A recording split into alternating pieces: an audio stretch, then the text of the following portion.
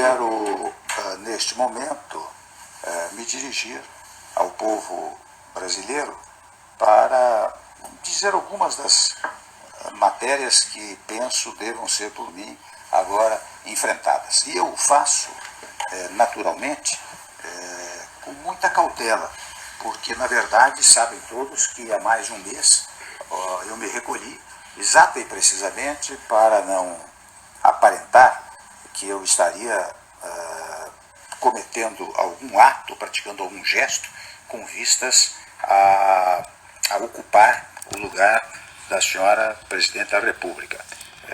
Recolhi-me o quanto pude, mas evidentemente nesse período fui procurado por muitos que estão aflitos com a situação do nosso país. Mas agora, quando a Câmara dos Deputados decide por uma votação significativa declarar a autorização para a instauração de processo de impedimento contra a senhora Presidente, muitos me procuraram para que eu desse, pelo menos, uma palavra preliminar à nação brasileira. O que eu faço com muita modéstia, com muita cautela, com muita moderação, mas também em face da minha condição de vice-presidente, naturalmente de substituto constitucional da senhora Presidente da República. E desde logo eu quero afirmar que temos ainda um longo processo pela frente, passando pelo Senado Federal. Então todas as minhas palavras levarão em conta apenas a decisão da Câmara dos Deputados, portanto também as minhas palavras são provisórias, já que nós temos que aguardar e respeitar a decisão soberana que o Senado Federal proferirá a respeito desse tema, seja quanto à admissibilidade da autorização, seja quanto ao final o julgamento propriamente dito. Portanto, eu quero neste momento prestar uma homenagem ao Poder Legislativo, tanto à Câmara dos Deputados, que já debateu amplamente este assunto, como ao Senado Federal, que irá debater. E desde logo eu quero comunicar aos amigos e colegas homens públicos, senadores da melhor cepa, da melhor sabedoria, que aguardarei naturalmente a decisão, aguardarei respeitosamente a decisão do Senado Federal. Não quero avançar o sinal,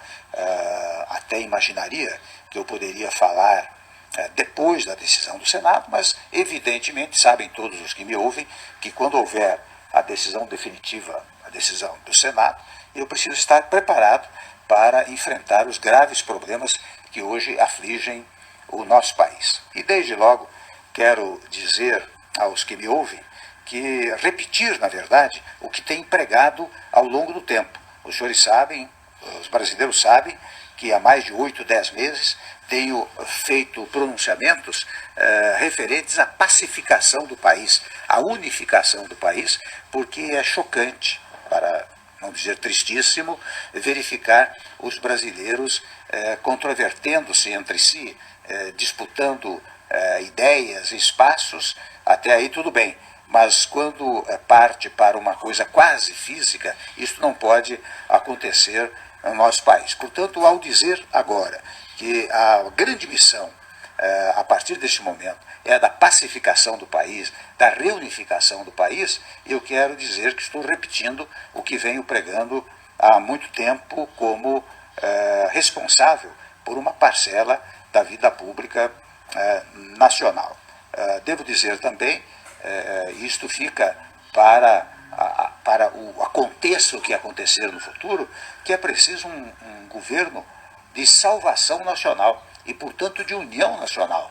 É preciso que se reúnam todos os partidos políticos e todos os partidos políticos estejam dispostos a dar a sua colaboração para tirar o país da crise. Sem esta unidade nacional, penso que será difícil tirar o país da crise em que nos encontramos. Para tanto, é preciso o diálogo. O fundamental agora é o diálogo. Em segundo lugar, a compreensão. E em terceiro lugar, para não enganar ninguém, a ideia de que nós vamos ter muitos sacrifícios pela frente. Sem sacrifícios, nós não conseguiremos também avançar para retomar o crescimento e o desenvolvimento que pautaram a atividade do nosso país nos últimos nos últimos tempos, antes desta última gestão. Então, é preciso retomar o crescimento. E eu não quero que isto fique em palavras vazias. Tenho absoluta convicção, como muitos me dizem, que a mudança pode gerar esperança.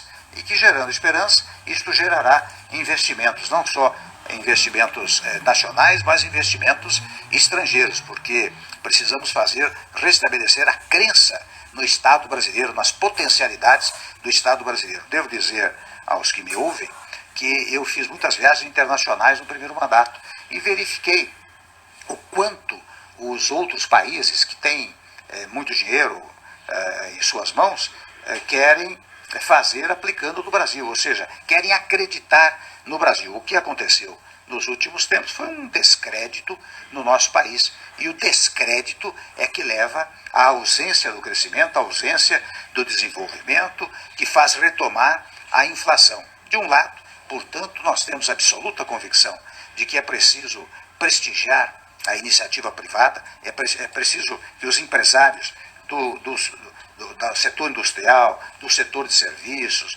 do setor agrícola, do setor do agronegócio, portanto, dos vários setores da nacionalidade, se entusiasmem novamente com estes investimentos. Mas, ao dizer isto, eu estou pensando apenas naqueles que possam investir?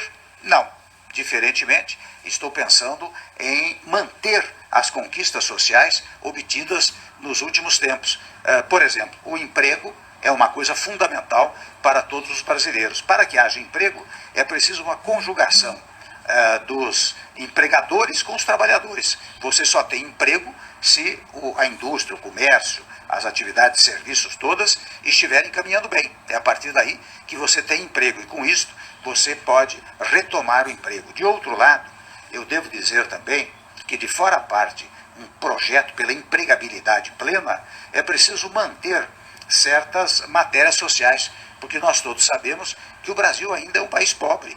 E, portanto, e eu sei que dizem que de vez em quando, que se outrem assumir, nós vamos acabar com o Bolsa Família, vamos acabar com o Pronatec, vamos acabar com o FIES. Isto é falso, é mentiroso e é fruto desta política mais rasteira que tomou conta do país.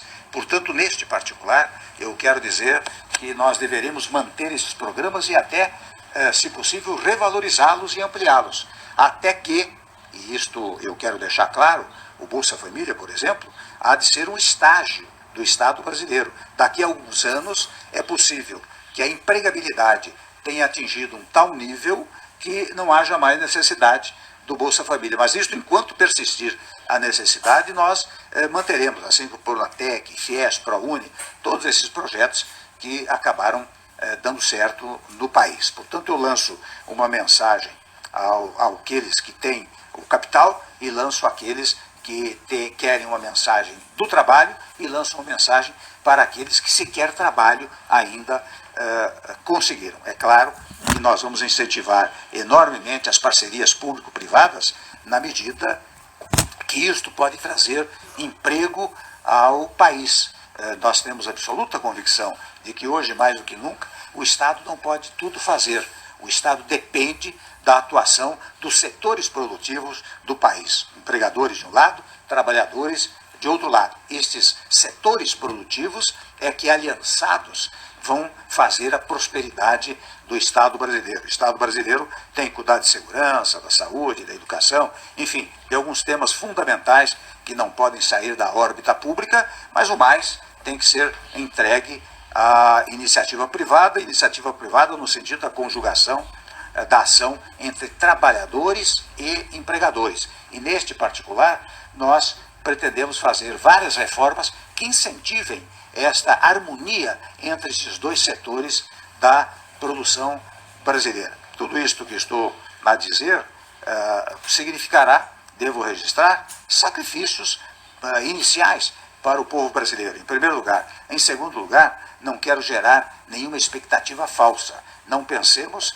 que, se houver uma mudança no governo, em 3, 4 meses estará tudo resolvido. Em 3, 4 meses pode começar a ser encaminhado para resolvermos a matéria ao longo do tempo. Se houver este governo de transição, ou se não houver fica esta sugestão que eu estou fazendo para o governo que vier a manter-se, ficam estas sugestões, que, reitero, não são sugestões por mim formuladas ou formatadas neste momento, mas que foram feitas ao longo do tempo. Há reformas que são fundamentais para o país. Nós todos sabemos, não é possível.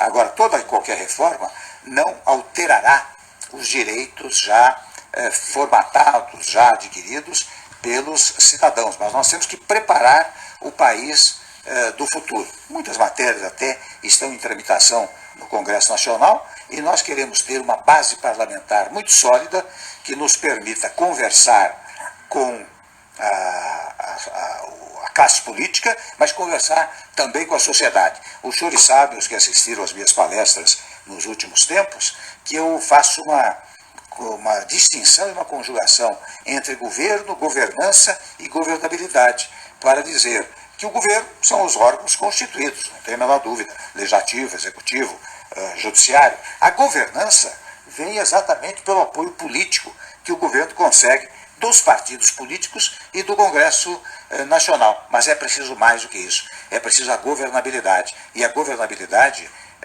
exige que haja uma aprovação popular do próprio governo. Portanto, a classe política unida com o povo levará ao crescimento do país e, portanto, ao apoio ao governo. É com estes três fatores que nós vamos lidar. É claro que não vou falar aqui sobre reformas que são fundamentais, porque isso será fruto de um desdobramento ao longo do tempo. Mas como não pensar numa reforma política? Como não pensar numa reforma tributária?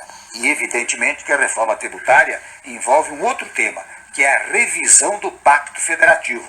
Porque toda vez que você pensa numa reforma tributária, você está pensando na distribuição de competências e de recursos para as entidades federativas. É preciso mais do que nunca que as entidades federativas tenham uma autonomia verdadeira, ou seja, que nós tenhamos uma federação real e não uma federação artificial, como tem acontecido nos últimos tempos. Sei, por exemplo, no tópico da federação, da grande dificuldade dos estados e municípios nos dias atuais. E há estudos referentes à eventual anistia, o perdão de uma parte das dívidas e até uma revisão dos juros que são pagos pelas unidades federadas. Nós vamos levar isso adiante, nós vamos estudar isso com muita detença e vamos levar isso adiante, porque a força da União também deriva da força dos estados e da força dos municípios. E a força destas entidades federativas depende da vontade, da boa vontade e do apoio